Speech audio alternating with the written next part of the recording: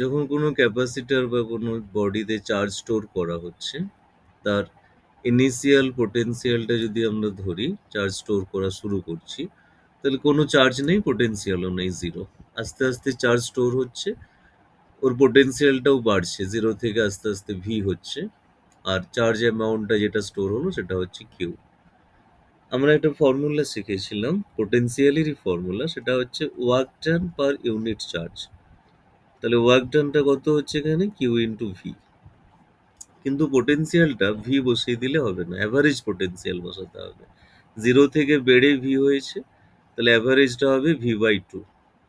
সেই অ্যাভারেজটা ধরে যদি আমরা ফর্মুলাটা লিখি, তাহলে ওয়ার্ক ডান হবে চার্জ ইন্টু অ্যাভারেজ পোটেনশিয়াল, মানে হাফ QV। এটা হচ্ছে charge energy stored in the capacitor. ক্যাপাসিটরে যে এনার্জি স্টোর হবে তার ফর্মুলা ওটা। চার্জ স্টোর করতে গিয়ে যে অ্যামাউন্টে এনার্জি স্টোর হবে। আর যদি ব্যাটারিটা বলি, যে ব্যাটারি ওটা চার্জ সাপ্লাই করছে, তার কিন্তু পোটেনশিয়ালটা ভি ছিল, ভি থেকেই শুরু করেছে। তাহলে এনার্জি সাপ্লাইড বাই ব্যাটারি যদি বলা হয়, সেটা কিন্তু কিউভি হবে। এই কনসেপ্ট ধরে অনেক কোশ্চেন বা এমসিকিউ হয়। ব্যাটারি সাপ্লাই করছে কিউভি, তাহলে ব্যাটারি সাপ্লাইড এনার্জিটা যদি ইউ ধরি, তাহলে এনার্জি স্টোর যেটা হচ্ছে সেটা হচ্ছে U/2। বাকি হাফ এনার্জি কিন্তু এখানে কারেন্ট ফ্লো, মানে চার্জ ফ্লো করাতে গিয়ে, চার্জের স্টোর করতে গিয়ে ওয়ার্ক ডান করতে হচ্ছে, সেখানে এক্সপ্যান্ড হয়ে যাচ্ছে, সেই এনার্জি ওখানে ডিসিপেটেড হয়ে যাচ্ছে। তাহলে এটা হচ্ছে এনার্জি স্টোর যেটা ক্যাপাসিটারে, তার ফর্মুলা হাফ কিউভি। এই ফর্মুলাটাই ইন্টিগ্রেশন করেও দেখানো যায়। আমরা ইন্টিগ্রেশনের দিকে যাই। Work done equals to Q into V, এরকম ফর্মুলা পাচ্ছি। তাহলে ওটাকে যদি আমরা ডিফারেন্সিয়াল ফর্মে লিখি, তাহলে এইভাবে লিখবো, ভি ডি কিউ। একটু একটু করে চার্জ স্টোর হচ্ছে, তাহলে টোটাল ওয়ার্ক ডান কত হবে? তার জন্য আমরা ইন্টিগ্রেশন করব। ইন্টিগ্রেশনে কি লিখবো? এখানে ভি আছে, ওটাকে রিপ্লেস করে দেবো। আমরা ফর্মুলা শিখেছি কিউ ইকুয়ালস টু সিভি, তাহলে ভি ইকুয়ালস টু হয়ে যাবে কিউ বাই সি। সিটাকে বাইরে পাঠিয়ে কিউ ডি কিউ এর ইন্টিগ্রেট করে দেবো। কতটা চার্জ স্টোর হচ্ছে লিমিট দিতে পারি 0 টু কিউ। তাহলে ইন্টিগ্রেট করলে কত হবে? কিউ টু কিউ হচ্ছে Q²/2। তাহলে লিমিট বসিয়ে দিলে Q²/2C, এটা হবে ওয়ার্ক ডান, সেটা অ্যাজ এ এনার্জি সিস্টেমে স্টোর হবে। তাহলে আমরা কি আলাদা কিছু ফর্মুলা পেয়ে গেলাম Q²/2C? মানে মোটেই তা না। আমরা যদি আগের এনার্জি স্টোরের ফর্মুলাটা দেখি, যেটা এনার্জি ক্যাপাসিটারে স্টোর হলো হাফ কিউভি, সেখানে যদি আমরা রিপ্লেস করে দিই, ভি এর জায়গায় Q/C লিখে দিই, যেটা এই ফর্মুলা থেকেই লেখা যাবে Q/C, তাহলে আগের ফর্মুলা থেকেও এটাও চলে আসছে, Q²/2C। তাহলে এনার্জি স্টোরকে আমরা এভাবে লিখতে পারি, হাফ কিউভি করে লিখতে পারি। আরও একটা ফর্মে লেখা যেতে পারে, সেটা হচ্ছে এখান থেকেই কিউটাকে রিপ্লেস করে দিলাম CV. Q equals to CV হয়, আমরা পড়েছি, একটু আগে অঙ্ক করছিলাম, কিউ ইকুয়ালস টু সিভি দিয়ে। তাহলে এনার্জি স্টোরকে আমরা হাফ সিভি স্কোয়ারও লিখতে পারি। এই এতগুলো ফর্মে আমরা এনার্জি স্টোরের ফর্মুলাটাকে ইউজ করব। দেখা যাক কেমন ইউজ করা যায়, কি কি টাইপের প্রবলেম হতে পারে। তাহলে আরেকবার ফর্মুলাগুলো লিখে দিচ্ছি। Energy stored in a capacitor half QV, সেটাকেই লেখা যাবে হাফ সিভি স্কোয়ার, সেটাকেই লেখা যাবে Q²/2C। তিনটে ফর্মে লেখা যাবে। আর ব্যাটারি যে এনার্জি সাপ্লাই করছে, ব্যাটারি সাপ্লাইটা হবে ডাবল। এটাকে যদি ইউ লিখি, ব্যাটারিটা তাহলে 2U হবে, বা উল্টোটা, এটাকে ব্যাটারিটা ইউ বললে এটা U/2। ওর কথা ব্যাটারির ওয়ার্ক ডানটা ডাবল হবে। দেখা যাক কেমন কি কোশ্চেন টোশ্চেন আছে, দু চারটে পারা যায় কিনা। এটা কর, কোশ্চেন 3টা।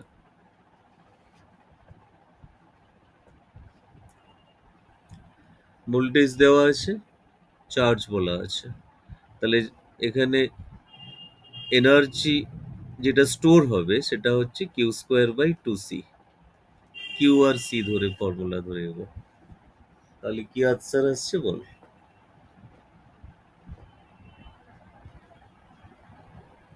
স্যার 3 একটা। থ্রি একটা? স্যার অপশন 2 হবে? কে অপশন টু বলছিস, নাম কি? সৌভিক। আমি। সৌভিক, ঠিক আছে, দেখা যাক আর কি কি বলছে।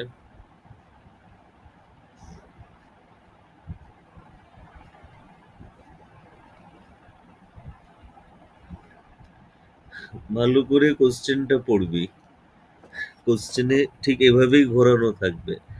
এখান থেকে ক্যালকুলেট করলে তিনেরটাই আসছে, কিন্তু তিনেরটা জানতে চায়নি, কোশ্চেনে স্যার জানতে দুয়েরটা চেয়েছে। হবে। স্যার হ্যাঁ, দুয়েরটা হবে। কোশ্চেনে জানতে চেয়েছে ব্যাটারি কতটা সাপ্লাই করছে, ব্যাটারি ডাবল করবে, এটা ইন্টু টু হবে। ব্যাটারি সাপ্লাইড এনার্জিটা যেটা পাচ্ছিস সেটা ডাবল আসবে, তার মানে টু এরটা আনসার হবে। যারা টু বলেছিস একদম ঠিক বলেছিস, তারা ব্যাপারটা স্যার লক্ষ্য করবে। কন্ডেনসারটা কি জিনিস স্যার? হ্যাঁ, স্যার এটা কন্ডেনসারটা কি জিনিস? Condenser condenser. ক্যাপাসিটরেরই আরেকটা নাম। ক্যাপাসিটর চার্জ স্টোর করে বলে একে আমরা কন্ডেন্সারও বলি। যে ফ্যানেতে লাগানো হয়, ফ্যানের যারা ইলেকট্রিক মিস্ত্রিরা দেখবি, তারা ক্যাপাসিটর ওয়ার্ডটা ইউজই করে না, তারা কন্ডেন্সারই বলে। ফ্যান যদি স্লো হয়ে যায় তখন বলে যে, ও আচ্ছা কন্ডেন্সারটা মনে হয় খারাপ হয়ে গেছে, কন্ডেন্সারটা মনে হয় চেঞ্জ করতে হবে। আসলে ওটা ক্যাপাসিটরকেই বলছে, ক্যাপাসিটরেরই আরেকটা নাম কন্ডেন্সার। চার্জ কনডেন্স করছে মানে এক জায়গায় জমা করছে, ওই জন্য নাম দিয়েছি কনডেন্সার। আচ্ছা। স্যার তার মানে মানে এখানে লেখা রয়েছে যে দুটো হ্যাঁ, প্লেট অফ কন্ডেন্সার, তার মানে একটা ক্যাপাসিটার তো? হ্যাঁ, একটাই ক্যাপাসিটার, দুটো প্লেট মিলে একটা ক্যাপাসিটার হয়, দুটো প্লেট মিলিয়ে ঠিক একটা আছে। ক্যাপাসিটার তৈরি হয়েছে।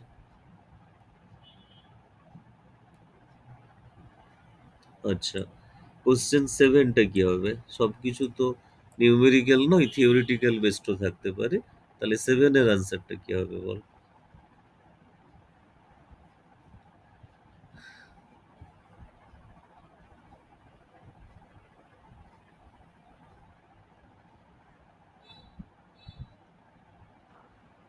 স্যার তিনেরটা। হ্যাঁ স্যার তিনেরটা।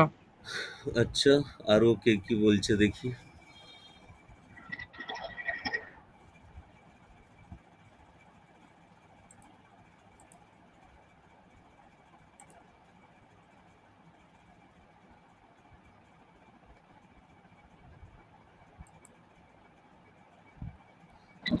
স্যার অপশন স্যার এক ফোর। একটা। স্যার এক একটা। না, এক স্যার নয়, অপশন ফোর। একও নয়, চারও নয়, তিনও নয়, কোনোটাই নয়, তাহলে কি পড়ে থাকলো? Option two. দুই। ভালো করে কোশ্চেনটা পড়ছিস না তোরা, এই করেই পরীক্ষায় 12টা বাজাস। দেখ কি বলা আছে 2 নম্বর অপশনে, half the energy supplied is stored in the capacitor. তাহলে ব্যাটারি যতটা এনার্জি সাপ্লাই করে তার হাফ স্টোর হয়, আমরা একটু আগে তো তাই বলছিলাম, আগের অঙ্কটা তো তাই করলাম। বুঝতে পেরেছিস সবাই? হ্যাঁ স্যার। না পারলে বলবি, বোঝানোর আরো আরো ইজি উপায় আছে, জাস্ট না পারলে বলবি। দেখ ভালো করে দেখ, অপশনটা দেখ, half the energy stored in the supplied in the store in the capacitor, যতটা সাপ্লাই করব, আবারও রিপিট করছি, ব্যাটারি যদি ইউ সাপ্লাই করে স্টোর হবে ইউ বাই টু। ব্যাটারি যদি এরম ভাবে ভাবি যে এনার্জি স্টোরটা হাফ সিভি স্কোয়ার, তাহলে সাপ্লাই হয়েছে CV square, CV square supply হয়েছে, তার হাফ স্টোর হয়েছে।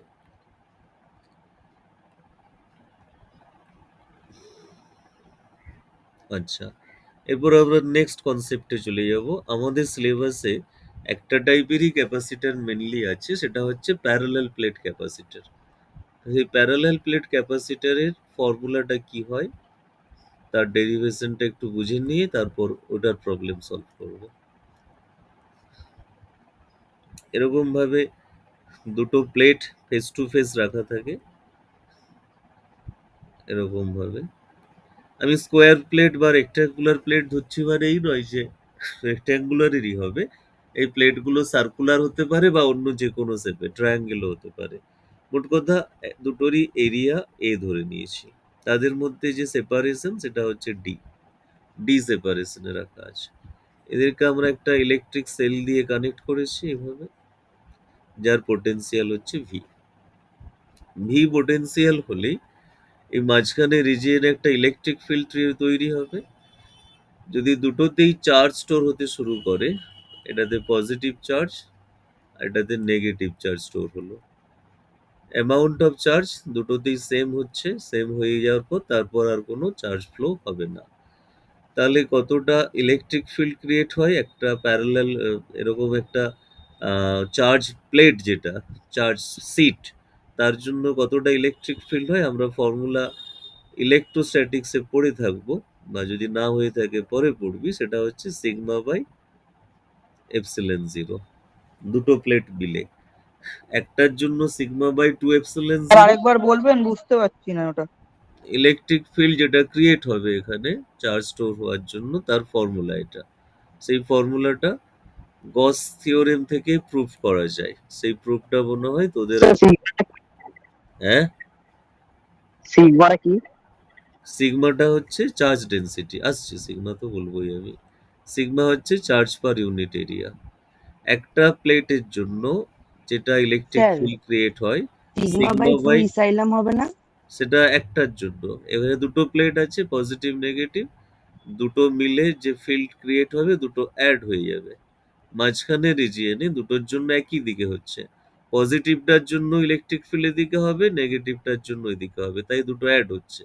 দুটো অ্যাড হলে সিগমা বাই এপসিলন হয়ে যাচ্ছে। বুঝতে পেরেছিস এবার? হ্যাঁ স্যার।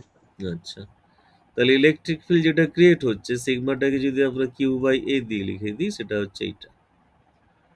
তাহলে পোটেনশিয়াল কত হবে? পোটেনশিয়ালের সাথে ইলেকট্রিক ফিল্ড এইভাবে related, E to separation, V equals to E to D. এখানে ইটা হচ্ছে Q by A epsilon zero into D. Potential পেয়ে গেছি, পোটেনশিয়াল পেয়ে গেছি মানে ক্যাপাসিটেন্সও পেয়ে যাবো। C equals to Q by V হচ্ছে আমাদের ফর্মুলা, যেখানে ভিটা হচ্ছে Q D by A epsilon zero. Q আর কিউ ক্যান্সেল হয়ে গেল, এপসিলন জিরো এ উপরে চলে গেল। এইটা হচ্ছে ক্যাপাসিট্যান্সের ফর্মুলা এসে গেল। কার জন্য? না একটা প্যারালাল প্লেট ক্যাপাসিটরের জন্য। যদি মাঝখানটা এয়ার থাকে বা ফ্রি স্পেস থাকে, তাহলে মাঝখানে যদি অন্য কোনো মিডিয়াম এসে ঢুকে যায়, অন্য কোনো মিডিয়াম থাকলে সেই মিডিয়ামের relative permittivity or dielectric constant দিয়ে মাল্টিপ্লাই হয়ে যাবে। এইটাকে বলা হবে ফর এনি আদার মিডিয়াম, যেটা ভ্যাকাম নয়, এনি আদার মিডিয়াম যার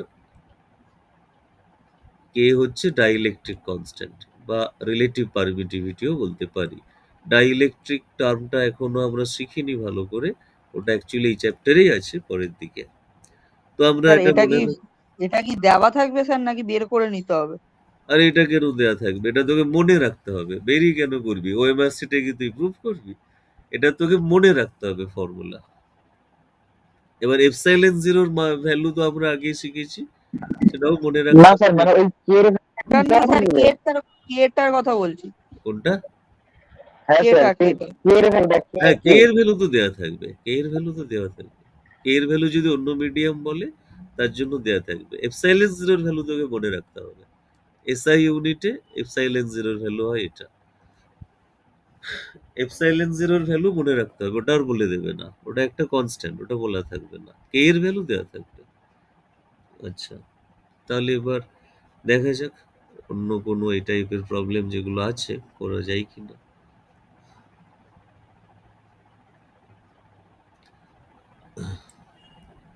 এটা কর কোশ্চেন 3।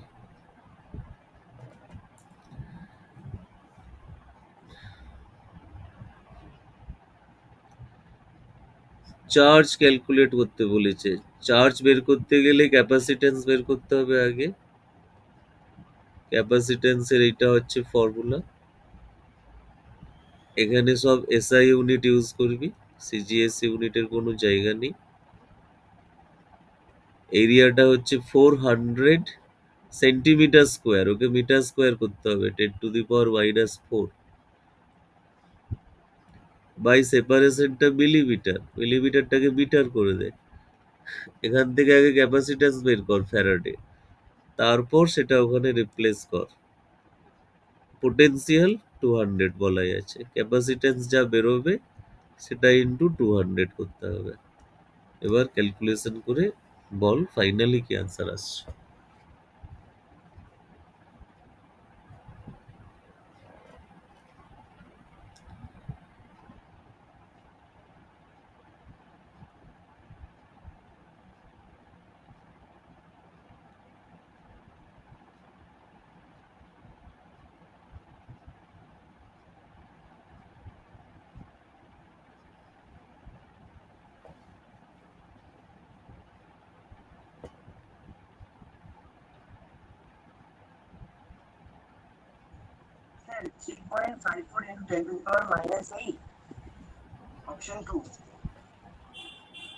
অপশন 2,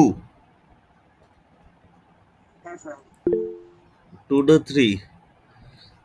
দেববাল্য 3 বলছে। আচ্ছা, আর কি কি বলে দেখা যাক।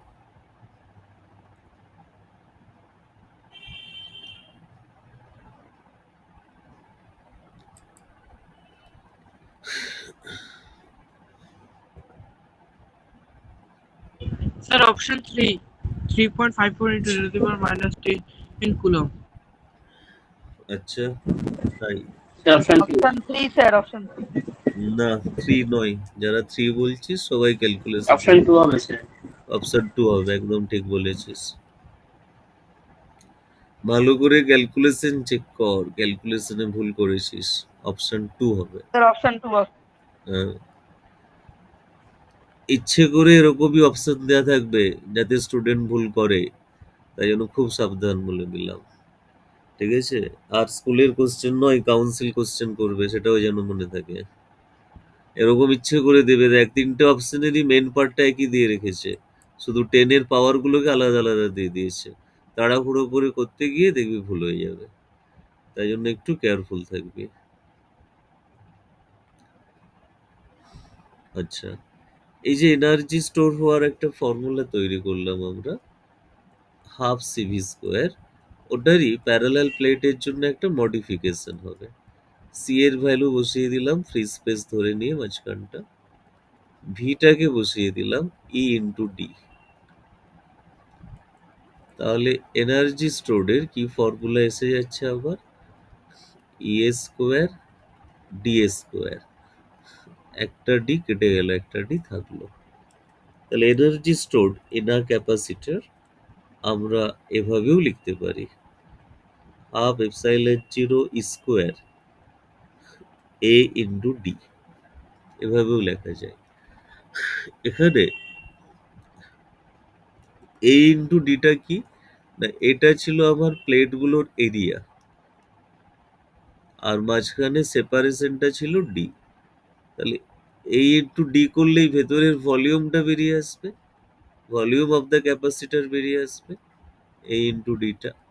তার মানে এ ইন্টু ডিটাকে যদি ভলিউম ধরে নিই, তাহলে এক্সপ্রেশনটাকে আরো একটু অন্য ফর্মে নিয়ে যেতে পারবো। এটাকে ভলিউম ধরে নিলাম, ভলিউমটাকে পুরো ভলিউম লিখি, নাহলে ভি এর সাথে ভলিউম আবার গুলিয়ে যাবে, ওই জন্য ভি না লিখে ভলিউমই লিখে রাখলাম।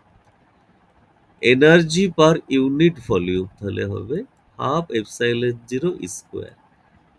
এটাকে ওই জন্য বলা হয় energy density in a capacitor, energy density. তাহলে এনার্জি ডেন্সিটির কি ফর্মুলা এসে গেল, হাফ এপসাইলন জিরো স্কোয়ার। এইটা আমাদের মনে রাখতে হবে। এরকম ফর্মুলাগুলো পরপর পরপর নিজের মতন করে লিখে একটু সাজিয়ে নিবি, নোটসের মতন বানিয়ে নিবি। তোদের তো আর থিওরিটিক্যাল প্রশ্ন থাকছে না ফার্স্ট সেমে, ফর্মুলারই একটা নোটস বানিয়ে রাখবি, তাহলে দেখবি পরীক্ষার আগে রিভাইজ করাটা খুব ইজি হয়ে যাবে। ফর্মুলার ওরকম সিট বানিয়ে রাখলে, অনেক বইতে থাকে, বইয়ের লেখা আর নিজে হাতে লিখে বানানো দুটোর মধ্যে অনেক তফাৎ আছে। চেষ্টা করবি নিজেরা লিখে বানিয়ে নেওয়ার। আচ্ছা, এটা করো এই অঙ্কটা।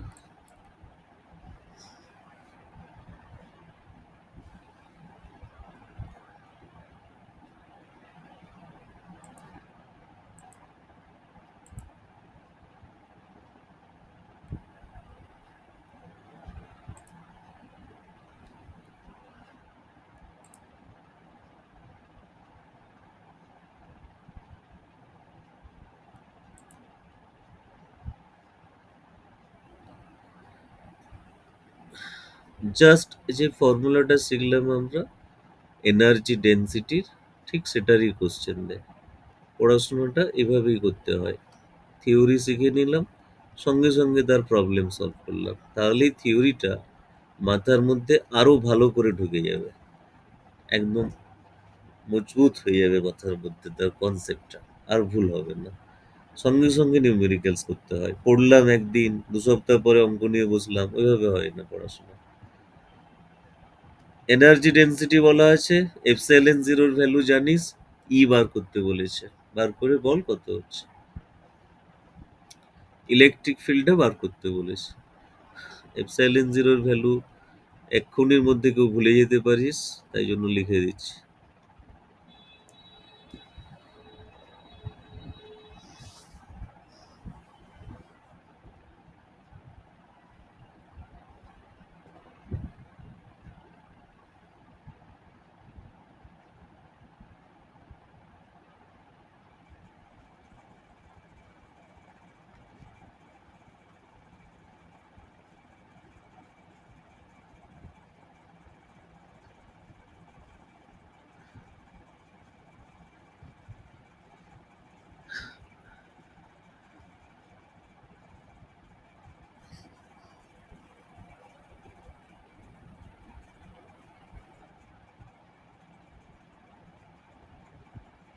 স্যার 2 1.6 মানে অপশন 2। অপশন 2। আচ্ছা, দেখি আর কি কি বলছে, একটু দেখে নি।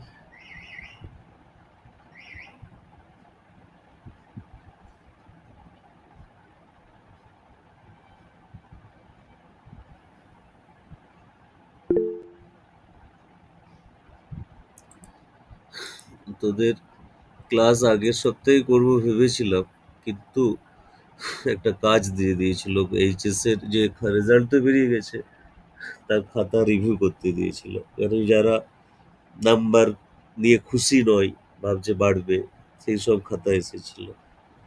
সেই সব করতে গিয়ে টাইম আর পাইনি। 6 পেয়েছে, তারাও রিভিউ করতে দিয়েছে। 70-এ 6 পেয়েছে, ভাবছে পাস করে যাবে। কি মজা। Sir option 2। অপশন 2। সে কিন্তু ওটাতে 21.6 আছে, ওটা 21.9 আছে। আচ্ছা, ওটা একটু আধটু এদিক ওদিক হতে পারে, তবে এখানে আসছে। আমার মনে হয় এক্সাক্ট 21.6টাই আসবে। অপশন 2ই কারেক্ট হবে। ক্যালকুলেশনটা একটু দেখবি। আমার যেটুকু মনে পড়ছে 21.6টাই আসছিল। অপশন 2 আনসার হবে 21.6।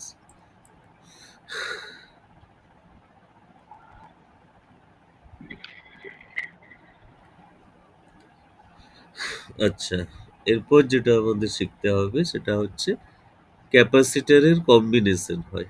Combination of capacitor. Energy store তো বুঝলাম। ও, তার আগে চার্জ শেয়ারিং এর একটা কনসেপ্ট আছে, সেটাও একটু করিয়ে দিই। চার্জ শেয়ারিং, দুটো আলাদা আলাদা ক্যাপাসিটর আছে ধর, এরকম। এটার পোটেনশিয়াল V1, এর V2, এর ক্যাপাসিট্যান্স C1, এর C2। এদেরকে চার্জ করা আছে, তাহলে ইনিশিয়ালি এর চার্জ কত হবে? Q1টা C1 V1, এর চার্জ হবে C2 V2। এখন V1 এর পোটেনশিয়াল বেশি, তাহলে যদি ওদেরকে কানেক্ট করে দিই কোনো মেটালিক ওয়্যার দিয়ে, ওদের মধ্যে চার্জ শেয়ারিং শুরু হবে। যার পোটেনশিয়াল বেশি তার চার্জ কমবে, সে চার্জটা দেবে কাকে? কম পোটেনশিয়ালে যে আছে। যেমন আমরা দুটো আলাদা টেম্পারেচারে থাকা বডির মধ্যে শুনেছিলাম হিট শেয়ার করে, একজন আরেকজনকে তাপ দেয়। ক্যালোরিমিতির নীতি বলে পড়েছিলাম, 11এও ছিল, ক্লাস 9এও ছিল। হায়ার টেম্পারেচার থাকা বডিটা টেম্পারেচার কমে, লোয়ারটার বাড়ে। এরকম একটা ফর্মুলা ক্যালোরিমিতির নীতিতে পেয়েছিলাম। এখানেও সেরকম ব্যাপারটা। হায়ার পোটেনশিয়ালে থাকা বডি চার্জ দিয়ে দিবে লোয়ার চ্যানেলটাকে। কতক্ষণ চলবে এটা? যতক্ষণ না পর্যন্ত এদের পোটেনশিয়ালটা সেম একটা পোটেনশিয়ালে না পৌঁছায়। যে পোটেনশিয়ালে দুজনেই পৌঁছবে সেটাকে কমন পোটেনশিয়াল বলবো আমরা। যেমন এখানেও তাই ছিল হিট শেয়ারে, ওদের টেম্পারেচার সেম না হওয়া পর্যন্ত ওরকম হিট শেয়ার চলতে থাকতো। এখানে পোটেনশিয়াল সেম না হওয়া পর্যন্ত চার্জ শেয়ার হতে থাকবে। তাহলে ইনিশিয়াল চার্জটা কত ছিল? ইনিশিয়াল টোটাল চার্জ ছিল Q1 প্লাস Q2, মানে এটা। ফাইনালি কত চার্জ থাকবে? ফাইনাল চার্জটা ওটাই থাকতে হবে, টোটাল চার্জটা কমে যাবে না, টোটাল চার্জটা একই থাকবে। টোটাল চার্জ তাহলে কত হবে? দুটো কানেক্ট হয়ে গেলে C1 plus C2 into common potential, দুজনের পোটেনশিয়ালটা সেম হয়ে গেল। এখন এই চার্জ আর এই চার্জ টোটালটা সেম থাকবে, চার্জ তো আর কমে যাবে না। একজনের কমবে, অন্যজনের বাড়বে, টোটাল চার্জ একই থাকবে। তাহলে যে কমন পোটেনশিয়াল অ্যাচিভ করবে তার ফর্মুলা আসবে এটা। এটা হচ্ছে কমন পোটেনশিয়ালের ফর্মুলা। দুটো আলাদা পোটেনশিয়ালের বডিকে কানেক্ট করলে এরকম হয়। হিট শেয়ারের জন্য আমরা ফর্মুলা পেয়েছিলাম এরকম কমন টেম্পারেচারের M1S1T1 plus M2S2T2 by M1S1 plus M2S2। অনেকটা একই রকমই দেখ ফর্মুলাগুলো আসছে। সেখানে যেখানে পোটেনশিয়াল ছিল, পোটেনশিয়ালের জায়গায় এখানে টি ছিল, টেম্পারেচার। আর এখানে ক্যাপাসিটি আছে, সেখানে ছিল এমএস। এমএস গুলো হচ্ছে হিট ক্যাপাসিটি বলে এমএস কে ওই জন্য। এখানে চার্জ ক্যাপাসিটি, সেখানে ছিল হিট ক্যাপাসিটি। কনসেপ্ট সব ম্যাচ করে যাবে যদি আমরা একটু ম্যাচ করে করিয়ে ব্যাপারগুলো বুঝি বা পড়ি, তাহলে অনেকটাই মনে রাখা সহজ হয় জিনিসটা। মানে একটা হিট শেয়ারের কনসেপ্ট আর এখানে চার্জ শেয়ারের কনসেপ্ট। তবে এখানে চার্জ শেয়ার করতে গিয়ে ফাইনালি এনার্জি কিছুটা কমে যায়। কতটা এনার্জি লস হয় তার একটা বড় সড়ো ফর্মুলা আছে। ফাইনাল এনার্জি কিছুটা কমে যায়, তার ফর্মুলাটা হচ্ছে এটা। এটা হচ্ছে এনার্জি যতটা ডিক্রিজ করে যাবে। অ্যাকচুয়ালি এতটা এনার্জি অন্য কোনো ভাবে হিট প্রডিউস করতে গিয়ে একটু নষ্ট হয়। প্রথমের এনার্জি আর পরের এনার্জির মধ্যে এইটুকু চেঞ্জ চলে আসে যখন চার্জ শেয়ার করতে থাকে। আচ্ছা, এই কনসেপ্টও আমরা কোশ্চেন দেখতে পাবো। এবার আমাদের যেটা পড়তে হবে, ক্যাপাসিটারেরও কম্বিনেশন হয়, সিরিজ কম্বিনেশন, প্যারালাল কম্বিনেশন, এরকম কম্বিনেশন গুলো হয়। যেমন রেজিস্ট্যান্সের কম্বিনেশন ক্লাস 10 এ পড়েছি, এটা ক্যাপাসিটারের সিরিজ কম্বিনেশন। এইভাবে পরপর পরপর ক্যাপাসিটার গুলো কানেক্ট হয়ে আছে, এটাকে সিরিজ বলে। সিরিজ হওয়ার মেন ক্রাইটেরিয়া কি? মেন ক্রাইটেরিয়া হচ্ছে প্রত্যেকটাতে চার্জ সেম হবে, কিউটা সেম হবে।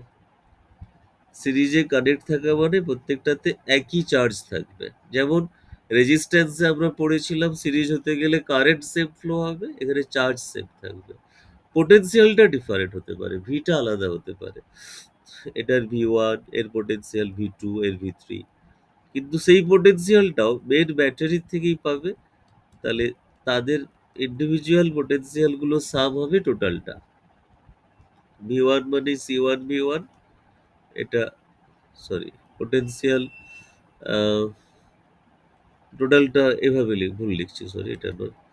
আমরা Q1 সমান লিখতে পারবো C1 V1। Q1 দরকার নেই লেখার, কারণ পোটেনশিয়াল সবার সেম আছে। তাহলে V ইকুয়ালস টু হবে Q বাই C1, V2টা তাহলে Q বাই C2, এটা Q বাই C3। এখন এই তিনটে ক্যাপাসিটর না থেকে যদি একটাই থাকতো, যাকে ইকুইভ্যালেন্ট ক্যাপাসিটর বলতে পারবো, তাহলে V equals to Q by C। সবগুলো থেকে Q কেটে দে, ক্যাপাসিটরের সিরিজ কম্বিনেশনের তাহলে এইটা এসে গেল ফর্মুলা, ইকুইভ্যালেন্ট ক্যাপাসিট্যান্স বা তুল্য ধারকত্বের। সিরিজে কানেক্ট করলেই এরকম ফর্মুলা আসবে, যেটা রেজিস্ট্যান্সের প্যারালালে হতো। সিরিজে কানেক্ট করলে চার্জ সেম থাকবে, তুল্য ধারকত্ব হবে এই ফর্মুলা। তাহলে প্যারালাল থাকলে কিরকম হবে? যদি প্যারালাল কানেক্ট করি এরকম ভাবে মনে থাকতে হবে, ক্যাপাসিটর হলে দুটোই যে দুটো পাথ সমান দেখাবো, আর ব্যাটারি হলে একটা বড় একটা ছোট, যেন গুলিয়ে না যায় ব্যাপারটা। ব্যাটারিতে পজিটিভটা বড়, নেগেটিভটা ছোট, আর ক্যাপাসিটরে দুটোই সেম থাকবে। এটা C1, এটা C2, এটা C3। প্যারালাল থাকতে গেলে ভিটা সেম হতে হবে, পোটেনশিয়ালটা সবারই একই, প্রত্যেকটার অ্যাক্রসে সেম পোটেনশিয়াল আছে। তবে চার্জ স্টোর হওয়াটা ডিফারেন্ট হতে পারে, প্রত্যেকটাতে আলাদা আলাদা অ্যামাউন্টের চার্জ স্টোর হতে পারে। টোটাল চার্জটা হবে তিনটের সাম। এখানে চার্জ আর একই হবে না, এখানে ভিটা একই, আগেরটার উল্টো, আগেরটা চার্জ একই ছিল প্রত্যেকটাই সিরিজে থাকলে, এখানে ভিটা একই, চার্জ আলাদা। Q1 মানে C1 V, C2 V, এটা C3 V। এখন আলাদা ক্যাপাসিটর না রেখে যদি একটাই রাখতাম তাহলে C ইন্টু V হতো, একটা ক্যাপাসিটর দিয়ে, সেটাকেই তুল্য ধারকত্ব বলবো। তাহলে প্যারালাল রাখলে এরকম ফর্মুলা, পুরো রেজিস্ট্যান্সের উল্টো কেস। রেজিস্ট্যান্সের সিরিজে যা হয় এখানে প্যারালাল কম্বিনেশনে সেটা হবে, আর সেখানে প্যারালাল যা ছিল এর সিরিজে সেটা হবে। রেজিস্ট্যান্স আর রোধের সাথে ধারকত্বের এই ধারণা যেন গুলিয়ে না যায়, গুলিয়ে গেলে সব 12টা পেয়ে যাবে। আচ্ছা, আহ, এই কোশ্চেনটা আমরা করব কম্বিনেশন অফ ক্যাপাসিটরের। টোটাল ক্যাপাসিট্যান্স বের করতে দিয়েছে। এখানে এই 60 আর এই 60 এই তিনটে কি কম্বিনেশনে আছে, সিরিজ না প্যারালাল? সিরিজ। সিরিজ। তাহলে সিরিজের ফর্মুলা ফেলে, আগে রেডিউস করে নে। ওকে, 60 60 60 তিনটেই সিরিজে হলে এই ফর্মুলা যেটা শিখেছি আমরা, 1/60 1/60 1/60, তাহলে 3/60 এসে গেল। সিটা কত আসবে, 60/3 মানে 20। সার্কিটটাকে আবার রিড্র করবি, তিনটে মিলে 60 হয়ে গেছে। এখানে 10 আর 10 কি কম্বিনেশনে আছে? প্যারালাল। তাহলে দুটো ডিরেক্ট অ্যাড হয়ে যাবে, 10 10 20, 10 10 20 হয়ে গেল। প্যারালাল মানে ডিরেক্ট অ্যাড হবে। এইরকম দাঁড়িয়ে গেল সার্কিটটা, এইরকম দাঁড়িয়ে গেল। আচ্ছা, এবার এই 20 আর 20, 10 10 20, এই 20 আর 20 কি কম্বিনেশনে আছে? সিরিজ। প্যারালাল আছে। 20 আর 20 parallel parallel, combination. Parallel combination. এই পয়েন্ট থেকে শুরু হয়েছে, আবার এই পয়েন্টে শেষ হয়েছে, দুটো কমন পয়েন্ট মানেই প্যারালাল। তাহলে প্যারালাল 20 আর 20 কত এসে যাবে, 40। রেজিস্ট্যান্সের উল্টো, 20 আর 20 40 হয়ে যাবে, প্যারালাল আছে মানে। এবার এই 40 আর 40 কিসে এসে গেল, এটা কি কম্বিনেশন আছে? সিরিজ। সিরিজ। তাহলে 40 40 এর সিরিজ করে দে, ফাইনাল আনসার কি হচ্ছে বল? 20। একদম ফাইনাল আনসার 20 চলে আসছে। অ্যাড করলে 2/40 উল্টে দিতে হবে। এই উল্টে দেওয়াটা অনেকে ভুলে যাস, আবার দেখেছি, এটা যেন ভুল না হয়। তাহলে ইকুইভ্যালেন্ট ক্যাপাসিট্যান্স 20 বেরিয়ে গেল। এইভাবে স্টেপ ওয়াইজ সার্কিট করে করে এগোতে হবে। যদি কেউ প্র্যাকটিস করতে করতে বুঝে যাস ব্যাপারটা, তাহলে ঠিক আছে, না বুঝলে এরকম স্টেপ ওয়াইজ সার্কিট করতে করতে এগোবি। আর কি জানতে চেয়েছিলি? চার্জ ফ্লো, কতটা চার্জ স্টোর হবে, তাহলে চার্জটা বের কর। কিউ ইকুয়ালস টু সিভি করে দে।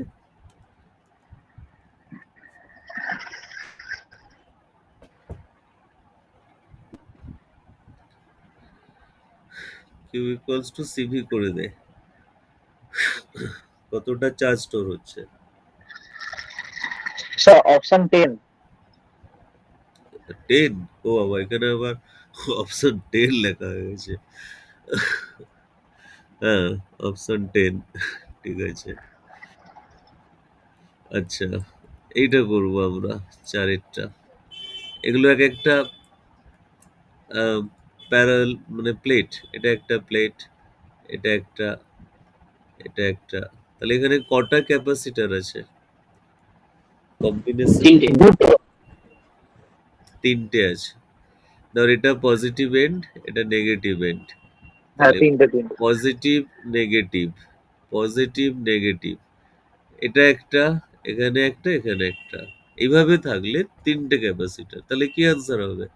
একটার জন্য হয় এপসাইলন 0 a/d, তিনটে মিলে কত হবে? 3 কারণ সবগুলো প্যারালাল কম্বিনেশনেই আছে, তাহলে ডিরেক্ট অ্যাড হয়ে যাবে, প্যারালাল কম্বিনেশনে আছে।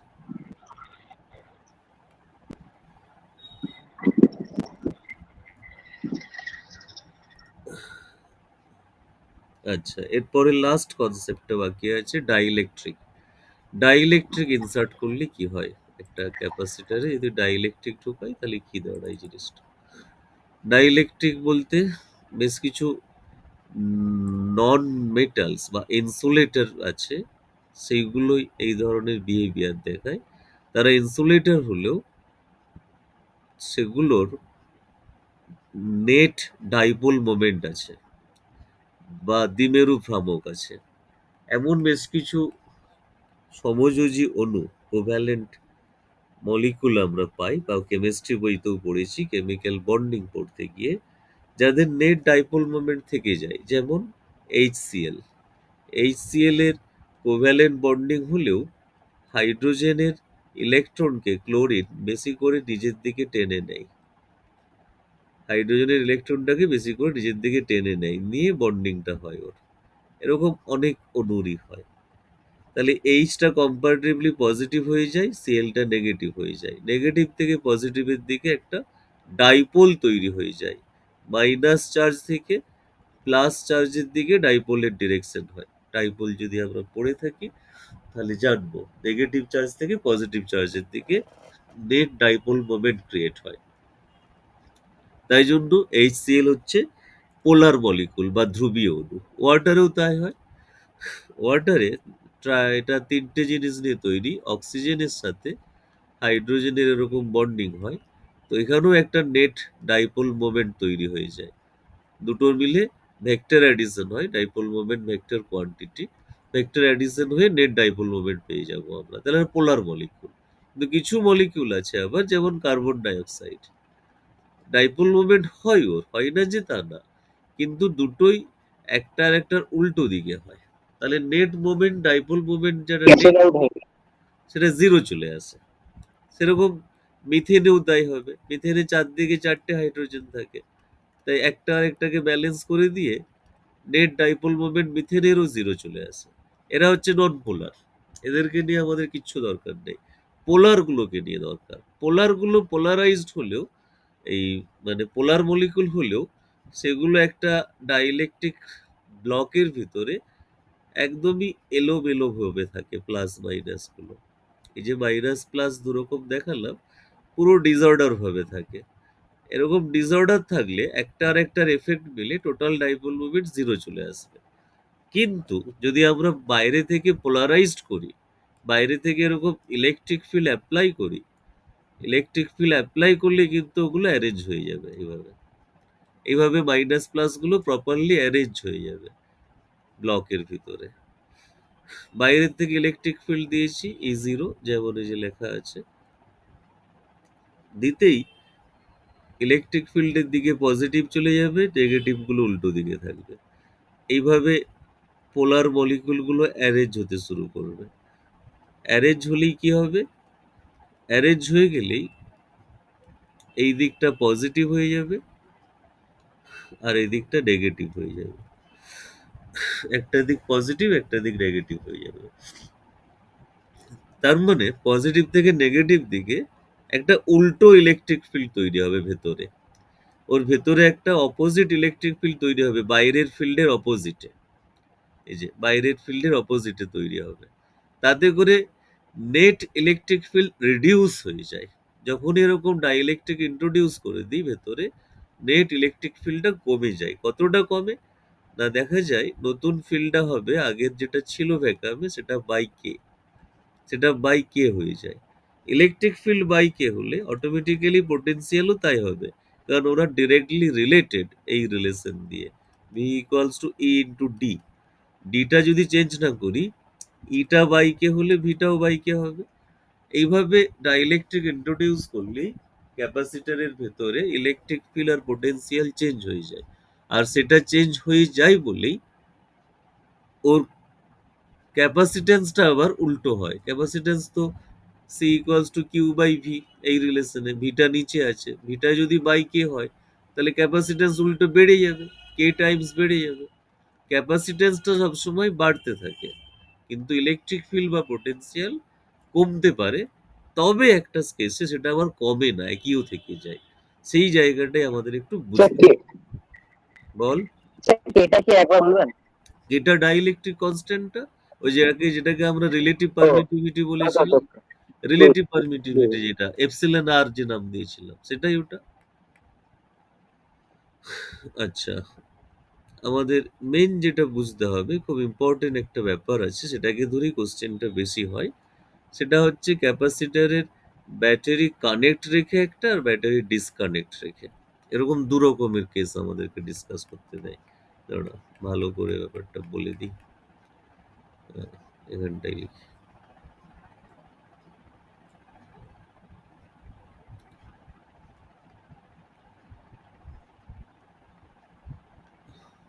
ব্যাটারি কানেক্ট রেখে, এটা ধর ক্যাপাসিটরের প্লেটগুলো, ব্যাটারি কানেক্ট রেখে ডাইইলেকট্রিক ঢোকানো হচ্ছে, আর ব্যাটারি ডিসকানেক্ট করে করা হচ্ছে একবার।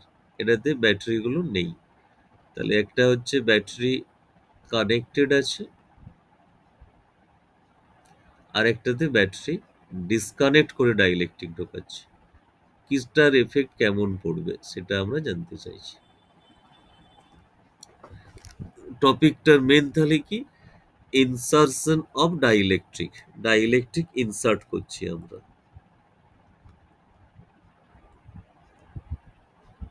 তাতে কি এফেক্ট পড়বে সেটা আমরা ডিসকাস করতে চাইছি। ভেতরে ডাইইলেকট্রিক মেটেরিয়াল ঢোকাতে চাইছে এই জায়গাটাতে। এই জায়গাটাতে কোনো একটা ওরকম টাইপের যার পোলার মলিকিউল আছে সেরকম মেটেরিয়াল ঢোকাতে চাইছি। ব্যাটারি যদি কানেক্ট থাকে আর ডিসকানেক্ট থাকে, যাই থাকুক, ক্যাপাসিটেন্স অলওয়েজ ইনক্রিজ করবে। ক্যাপাসিটেন্সটা আগে যা ছিল তার কে টাইমস হয়ে যাবে। ইলেকট্রিক ফিল্ড, যেটা আমরা একটু আগে দেখছিলাম, ব্যাটারি কানেক্ট থাকলে ইলেকট্রিক ফিল্ড কমবে না, কারণ ব্যাটারি কানেক্ট আছে, ও ইলেকট্রিক ফিল্ডটাকে ধরে রেখে দেবে, পোটেনশিয়ালটাকে সেম রেখে দেবে। ভি পোটেনশিয়ালের ব্যাটারিকে আমরা কানেক্ট রেখেছি, ওই জন্য কমতে দেবে না ও। অ্যাকচুয়ালি ডাইইলেকট্রিক ঢোকালে কমে যেতে পারতো, কিন্তু ও কমতে দেবে না। ব্যাটারি কানেক্ট আছে, ব্যাটারি ডিসকানেক্ট করে দিলে ডেফিনেটলি কমবে ডাইইলেকট্রিক ঢোকালে, যেটা একটু আগে পড়ছিলাম। পোটেনশিয়ালও কমবে, পোটেনশিয়াল যেহেতু কমবে ইলেকট্রিক ফিল্ডও কমবে, কারণ ওরা একইভাবে রিলেটেড। চার্জ কি হবে এবার ডিসকাশনে ঢুকি। কিউ ইকুয়ালস টু সিভি, সিটা তো বাড়ছে আর ভিটা একই থাকছে, যা ছিল তাই থাকছে। তাহলে চার্জ দেখা যাচ্ছে আগে যা চার্জ ছিল সি জিরো ভি জিরো, মানে কিউ জিরো ধরে নিলাম, ওটা চার্জটা ইনক্রিজ করছে। চার্জটা ইনক্রিজ করছে, ব্যাটারি কানেক্ট আছে। ব্যাটারি যদি ডিসকানেক্ট থাকে তাহলে কি হবে চার্জ, দেখা যাক কি হবে। ক্যাপাসিটর ইনক্রিজ করে, পোটেনশিয়াল ডিক্রিজ করে, তাহলে চার্জ দেখা গেল কে কে কেটে গেল, একই চলে আসছে, চার্জ ইনক্রিজ করবে না। করবেই বা কোথা থেকে?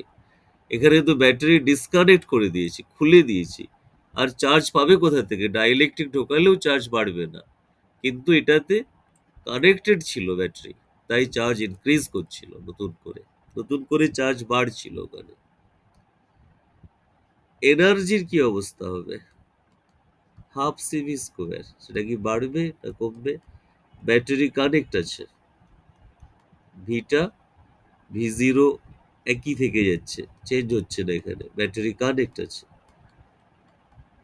তাহলে দেখা যাচ্ছে এনার্জিটা কে টাইমস ইনক্রিজ করছে, এনার্জিটা বাড়ছে ব্যাটারি কানেক্ট থাকলে। ডিসকানেক্ট থাকলে কি হবে পাশাপাশি দেখে নি।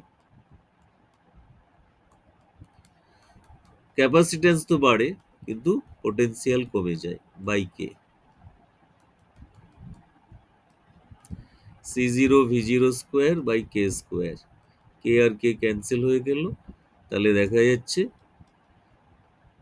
Half C zero V zero square by K হয়ে যাচ্ছে, মানে আগে যা এনার্জি ছিল সেটার বাই কে চলে আসছে। তাহলে ব্যাটারি ডিসকানেক্ট করে যদি ডাইইলেকট্রিক ঢোকায়, এনার্জিটা ডিক্রিজ করে, এনার্জি বাড়ে না, এনার্জি ডিক্রিজ করে যায়। আর ব্যাটারি কানেক্ট থাকলে ইনক্রিজ করে। এই যে পাঁচটা 10টা কনসেপ্ট শিখলাম, এই 10টা কনসেপ্টকে ঘুরিয়ে পেঁচিয়ে মিক্স করে হাজার হাজার কোশ্চেন বানানো যায়। তাই জন্যই এই চ্যাপ্টার থেকে এমসিকিউ রিসেন্ট টাইমে নিট হোক, জেই হোক, ওয়েস্ট বেঙ্গল জয়েন্ট হোক, বা আদার্স বোর্ডের সিবিএসসি ওদের এক্সামগুলোতেও প্রত্যেকবার কোশ্চেন দিচ্ছে এটা থেকে। আমাদের ওয়েস্ট বেঙ্গল বোর্ডেও দিচ্ছে, আগে ডেসক্রিপটিভ কোশ্চেন দিত, এবার এমসিকিউ দিবে হয়তো, সেরকম টাইপের কোশ্চেন দিবে, এমসিকিউ টাইপের। দেখা যাক ১-২টো কোয়েশ্চেন দেখে নে, তাহলেই আমাদের এই চ্যাপ্টারের কাজ শেষ হয়ে যাচ্ছে। এই চ্যাপ্টারে আর কিছু বাকি থাকছে না পড়তে। পুরো ক্লাসটাই রেকর্ডিং করা আছে, আমি দিয়ে দেবো গ্রুপে। যদি কারো পরে দরকার হয় তখনও দেখে নিবি।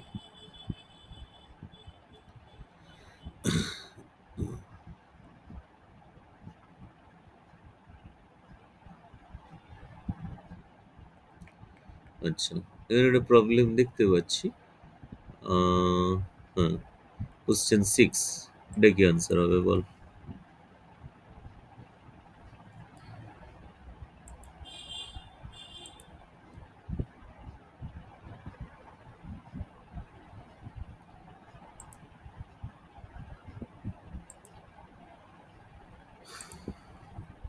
এখানে ব্যাটারি কানেক্ট আছে না ডিসকানেক্ট আছে? কি বলা আছে? যে বুঝতে পারছিস বল।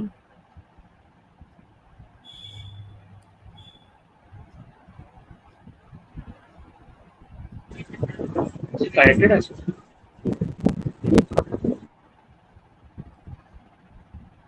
ব্যাটারি কানেক্টেড আছে কেন? কি দেখে মনে হলো? ওই চার্জ। এক্স্যাক্টলি, চার্জটা সেম বলা আছে। চার্জ সেম বলা থাকলে কি কানেক্টেড আছে বোঝায়? টার্গেট ঠিক জায়গায় করেছিস, কিন্তু চার্জ সেম থাকে না। কানেক্টেড থাকলে তো চার্জ বাড়ে, তার মানে কানেক্টেড নেই। কানেক্ট থাকলে তো আরো চার্জ বাড়তো, সেটাই দেখলাম আমরা। চার্জ সেম আছে বলা আছে মানে এটা ব্যাটারি ডিসকানেক্টেড আছে। তাহলে এবার আনসার বল কি হবে? আমরা দুটো জিনিস পড়েছিলাম, কানেক্টেড থাকলে চার্জ বাড়বে দেখেছিলাম, কানেক্টেড থাকলে। এখানে চার্জ কনস্ট্যান্ট বলে দিয়েছে, তার মানে ডিসকানেক্টেড আছে, চার্জটা সেম মানে। তাহলে অপশন এনার্জি সি। কি হবে? ডিসকানেক্ট থাকলে এনার্জি কি হয় দেখলাম? Sir option 3। অপশন 3, হ্যাঁ, U/6 হয়ে যাবে। একদম। ডিসকানেক্টেড থাকলে এনার্জি কমে যায়, ক্যাপাসিট্যান্স সবসময়ই বাড়ে, ও কমে যাওয়ার নয়, ও সবসময়ই বাড়তে থাকে।